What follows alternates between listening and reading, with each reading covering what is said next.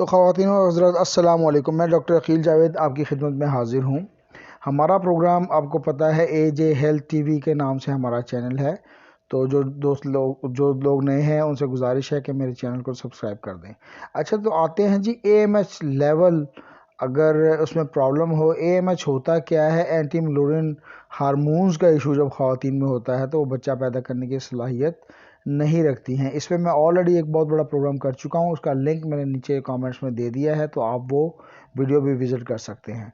अब आते हैं जी कि एएमएच लेवल को अगर बैलेंस करना हो और वो उस मिनिमम लेवल पे हो जहाँ पे बच्चा पैदा नहीं हो सकता ख़वातीन का, तो हमें क्या करना चाहिए और कौन सी होम्योपैथिक मेडिसिन है, मैं उस पर बात करूँगा।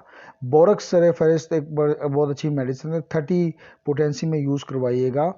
तो बोरक्स अच्छी मेडिसिन है, इसके रिजल्ट बहुत अच्छे हैं। इसके अलावा फास्फोरस की सिम्टम्स में आपको पता है, इसके साथ मैदे के मसले भी होते हैं, सांस के मसाइल भी होते हैं, फेफड़ों के मसले भी होते हैं। तो फास्फोरस 30 में मैं रिकमेंड करता हूँ। तो ये भी एएमएच लेवल को बढ़ाने में कारकर्दगी अदा करती है।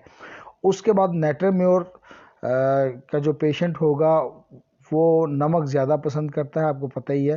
तो नेट्रोम्योर, तो ये 3 टॉप ग्रेडेड मेडिसिन है कि जो कि एएमएच के लेवल को किसी हद तक बढ़ा सकते हैं।